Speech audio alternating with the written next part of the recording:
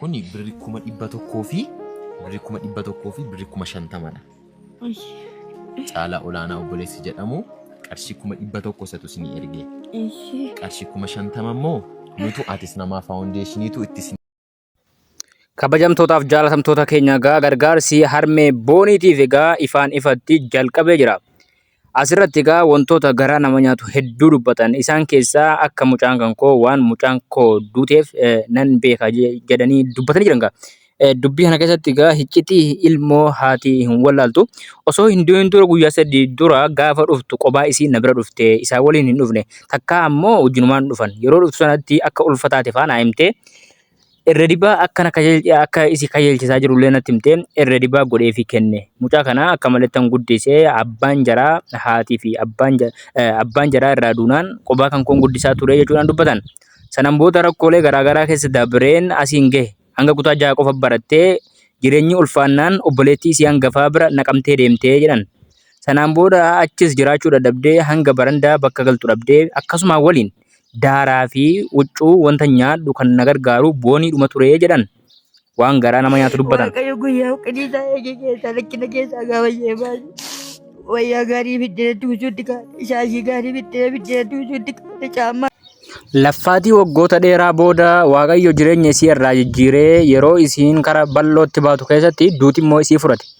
Yeroo isiin shaashii fi caammaa jijjiirtee dugda korra qoraan buuftee aara galfadhu taa'ii naan jettu keessatti boonii kan koo dhabe jechuudhaan kan abdii kutatan haati harmee yookaan harmeen boonii gargaarsa hatattamaatti haajomti. Oromoon martii uummanni viidiyoo kanaa fi sagalee kana dhageessan illee akka bira dhaabbattan kabaja isin qaba. Nuga bira dhaabbadhaa geessiniin jennu ofii keenyaas bira dhaabbannee jirra jechuudha. Hangama kootiin birrii 20 ergeefin jira. Niin asirratti immoo fidee manxasuu hin barbaanne jechuu barbaada.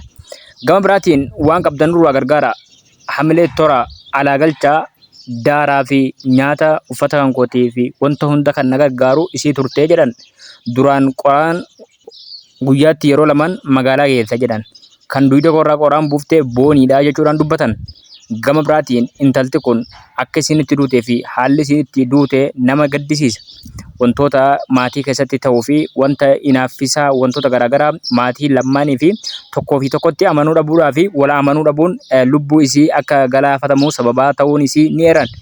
Gama biraatiin haati kun intala kana abbaa malee guddifte. Roorroolee garaagaraa keessa dabarte. Kan ammoo booniin gaafuma jirtu osoo lubbuun jirtu dubbatteetti. Guyyaa intarvii gaggeessan miidiyaa maqaan isaa miidiyaa Moonet irratti intarvii goota irratti haati isii yookaan harmeen ishii akka abbaa malee isii guddiftee fi gama biraatiin akka jireenyi tulfaatee carraa barachuu akka hin arganne deddeebiin dubbataa turte. Ammaasis carraa barnootaa sababa haati kan koo iyyeetti taateef abbaan kan koo sabiyyummaa narraa du'e carraa barnootaa hin arganne ammallee irra deebi'ee barachuuf fedhiin qaba jechuudhaan mana barumsaa akaadaamii Finfinnee Buraayyuutti argamutti hidhattee galmaa'uu isii torban takka dura ragaan agarsiisu hedduutu jira. Gama biraatiin egaa intalti kun bu'uuraalee misoomaa hedduu haadha kanaaf hojjechuu fedhii qabdi. Mana ijaarsisuu wantoota takka waan ittiin nyaanni godhatamu kan akka elektiriikii, bireekdistii fi wantoota garaagaraa meeshaa mana keessaa guutuu fi fedhii isii ture. Akkasuma waliin itiin garuu harmee isii kana qoraan dugdarraa buusuu fi uffata shaashiilee, iskeerbii, huccuu garaagaraatii fi caammaa qofa itti jijjiiruu dandeessi. Kan hafan kun kaayyoo isii ture malee ittiin milkooyne. Kan ammoo nuti obboleeyyan isii galmaan gahuun boonii jaalala booniidhaaf qabnu agarsiisuun dirqama isiniin jedha. Sagalee harmee isiitiif dawwalee dubbisee oduu biraatiin ammoo gaa Firaa'oleticha harmee boonii akka gargaaru dubbata jira. Birrii miiliyoona takka ol akka erguuf dubbata jira. Maallaqni tilmaamaan nan ergaaf jedhee gara doolaaraatiin yoo ta'u haa ta'u malee birrii miiliyoona takka gadi hin kennu. Kana booda ani namaaf yeroon kennu akka qalliittis hin kennu wanta kennu irrattis hin xiyyeeffadhaa xiyyeeffannaadhaan hin kenna garuu yeroon kennutu ammoo miiliyoona takka gad hin kennu miiliyoona takka ol malee hin kennu jechuudhaan dubbate. Gama biraatiin harmee boonii gargaaruudhaaf fedhii akka qabu kan dubbate yoo ta'u gareen Artist Namaa chaaritiin jechuudha. Akka Firaa'oletichaatii waliin dubbatanii harmee kana gargaaran abdii kutaa qabna. Firaa'oletichaa gaa harmee kana gargaaruudhaaf kutatee ka'ee jira natti fakkaata. Gama tokkoon egaa inni egaa warra Wallaggaati. Warri Wallaggaa kun egaa goota Habubbii liixarraa dhufu jedhee sodaannee hin beeknu jedhee Firaa'ol.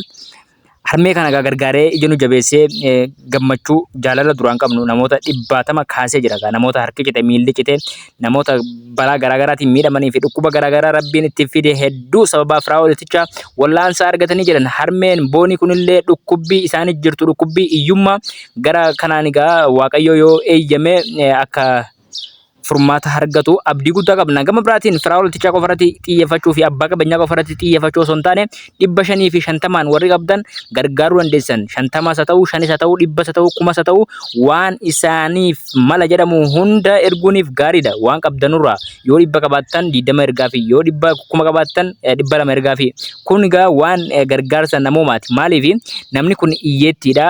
Miskiinummaa keessa turanii yatiima guddisanii qoraan baataa turanii amma egaa qoraan baachuun isaanii himmalu yeroo sila ilmoo isaanii kana itti fayyadamanitti ilmoo isaanii du'a fudhate isaan waggoota 50 ol waggoota 40 ol rakkatanii ilmoo guddisaa turanii silagaa ilmoon gaa nama xoorti bakka bu'aa jireenya keetii kan ta'u ilmoo keetii yeroo Waaqayyo ilmoon keessirraa fudhate ilmoon isaanii gaa numarri ilmoo isaaniiti. Isaan kun gaa nama tokko osoo hin taane hawaasa bal'aadha. Haadha keenya wajjin dhaabbachuu gargaaruu wantoota barbaachisu gochuufiin dirqama oromummaa dirqama namummaa nurra jiruudha. Booniidhaaf biyyeen hasalbatu gama biraatiin egaa wantoota garaagaraa dubbachuu dhiisanii gamas jechuu dhiisanii haadhuma isii gargaaranii isiidhaaf immoo Waaqayyo kadhachuun gaarii na fakkaata. Joosiin illee yoo rabbiin itti tole yoo rabbi fayyisee haa ba'u jechuu barbaada. Maaliif wanti kun isiinis miira jaalalaa miira inaaffaatiin guutamte of ajjeeftee of ajjeesuun haaraa miti. Duruma ol ajjeefama duruma of ajjeefama ofiifis hin du'a namni balaa tasaatiinis booniin fi Joosiin walitti qabamanii bakka takkatti balaadhaan miidhamuu ni danda'an ture. Fakkeenyaaf guyyoota 4 dura osoo booniin hin du'in dura makiinaan jarri isiin liqeeffattee parsantaa 50 liqeeffattee parsantaa 50 immoo kaffalte.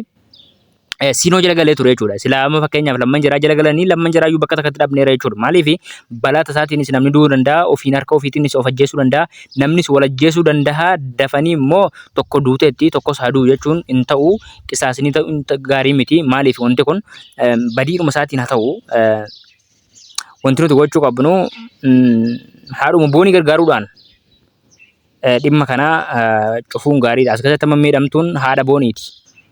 Kan miidhame haadha booniiti. Maaliif tokkoffaa onneen ni cabe lammaffaan immoo nama isiin na gargaartii na xoortii haalan garfadhaa na teessiftii na jijjiirtii na nyaachiftii na obaaftii narraa miicitii narraa dhiqxii jettee yaaddutu jalaa duute waan taateef ol buusii gabbuusii madaalee yoon laalu namni miidhame bakka tanatti harmee booniiti. Tokkoffaa onneetu cabe lammaffaa ammoo abdii dhabde.